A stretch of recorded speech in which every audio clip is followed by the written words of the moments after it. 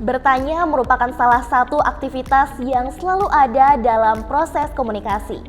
Dalam proses belajar mengajar, umumnya guru akan memberikan stimulus kepada peserta didik dengan mengajukan pertanyaan. Cara bertanya yang diajukan seorang guru berpengaruh pada pencapaian hasil belajar dan pada pengembangan kemampuan berpikir kritis peserta didik. Selain itu, keterampilan bertanya penting dikuasai oleh seorang guru sebagai salah satu keterampilan dasar mengajar. Keterampilan bertanya dibedakan menjadi dua, yaitu keterampilan bertanya dasar dan keterampilan bertanya lanjut.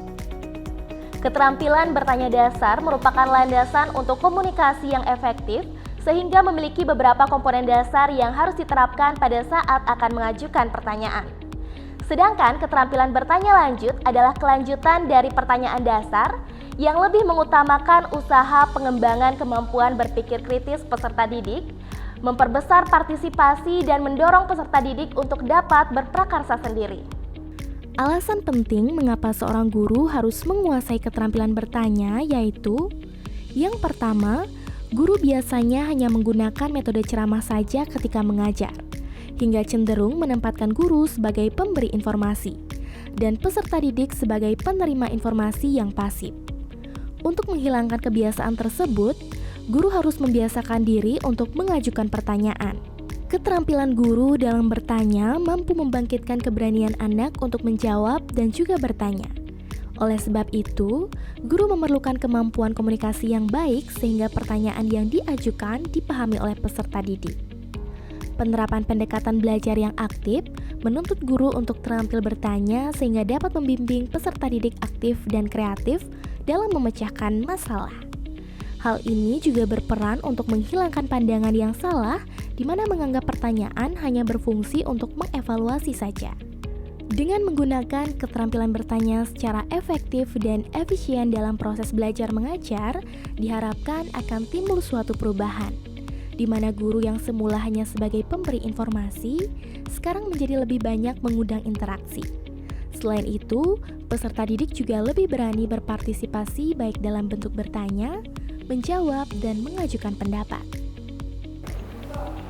Ada berapa notasi algoritma? Oke, silakan Krisna. Notasi algoritma itu ada 3. Oke, apa saja? Yang pertama ada deskriptif, sudut, dan flowchart.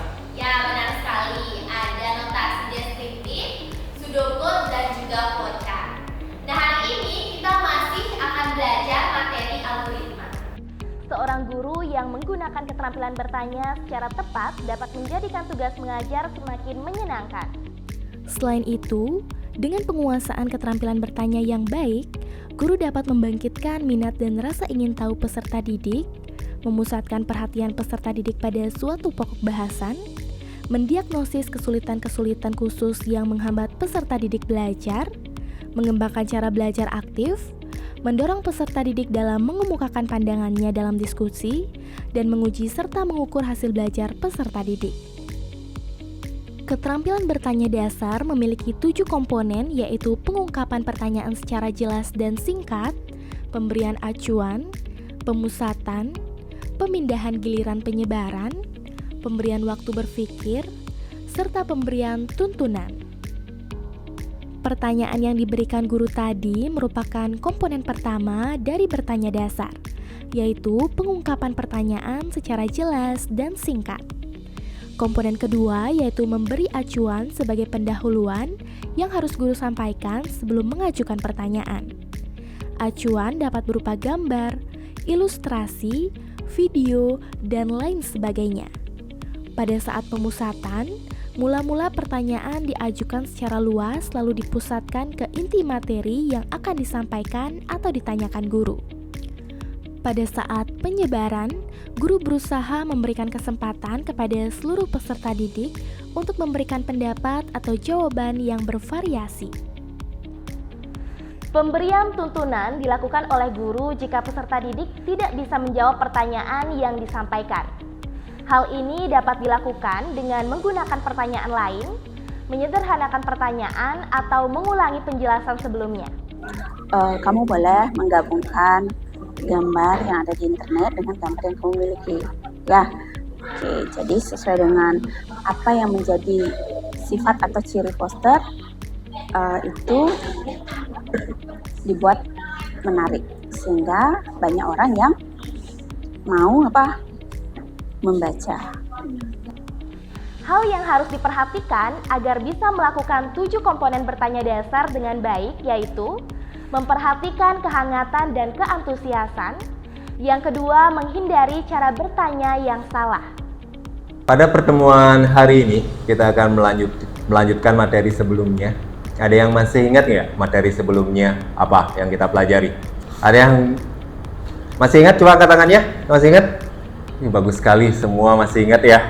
Ini deh, coba dibantu. Minggu lalu kita belajar segmentasi jaringan, yang dimana segmentasi jaringan itu diklasifikasi dengan IP. Contohnya IP kelas A, kelas B, dan kelas C. Kelas C. Terima kasih Eni, tepuk tangan dulu untuk Eni. Selain 7 komponen dasar, terdapat 6 hal yang harus dihindari ketika bertanya, yaitu yang pertama, mengulangi pertanyaan sendiri, kedua, mengulangi atau meniru jawaban peserta didik, menjawab pertanyaan sendiri, mengajukan pertanyaan yang bisa memicu jawaban serentak dari peserta didik, mengajukan pertanyaan lebih dari 1 atau ganda secara langsung, dan menunjuk peserta didik secara langsung sebelum mengajukan pertanyaan. Keterampilan bertanya lanjutan adalah pertanyaan yang lebih mengutamakan usaha pengembangan kemampuan berpikir peserta didik, memperbesar kesempatan partisipasi peserta didik, dan mendorong agar peserta didik berpikir kritis. Keterampilan bertanya lanjut dibentuk atas dasar penguasaan komponen-komponen keterampilan bertanya dasar. Karena itu, semua komponen bertanya dasar masih digunakan dan akan selalu berkaitan dalam penerapan keterampilan bertanya lanjut. Adapun tujuan dan manfaat dari keterampilan bertanya lanjut adalah untuk mengembangkan tujuan dan manfaat bertanya dasar. Secara lebih spesifik, tujuan dan manfaat dari bertanya lanjut antara lain adalah sebagai berikut. Yang pertama, mengembangkan kemampuan berpikir peserta didik untuk menemukan, mengorganisasi, atau menilai informasi yang diperoleh. Yang kedua, meningkatkan kemampuan peserta didik dalam membentuk dan mengungkapkan pertanyaan-pertanyaan yang didasarkan atas informasi yang lebih lengkap dan relevan. Yang ketiga, mendorong peserta didik untuk mengembangkan dan memunculkan ide-ide atau gagasan yang lebih kreatif dan inovatif. Dan yang keempat, mendorong peserta didik untuk melakukan proses pembelajaran dengan lebih analitis, lengkap, dan komprehensif. Adapun komponen dari keterampilan bertanya lanjut adalah yang pertama, pengubahan tuntunan tingkat kognitif dalam menjawab pertanyaan. Yang kedua, pengaturan urutan pertanyaan. Yang ketiga, penggunaan pertanyaan pelacak. Ada 7 teknik yang dapat digunakan untuk pertanyaan pelacak, yaitu yang pertama, meminta klarifikasi. Yang kedua, meminta peserta didik memberikan alasan. Yang ketiga, meminta kesepakatan pandangan. Yang keempat, meminta ketepatan jawaban. Yang kelima, meminta jawaban yang lebih relevan. Yang keenam, meminta contoh.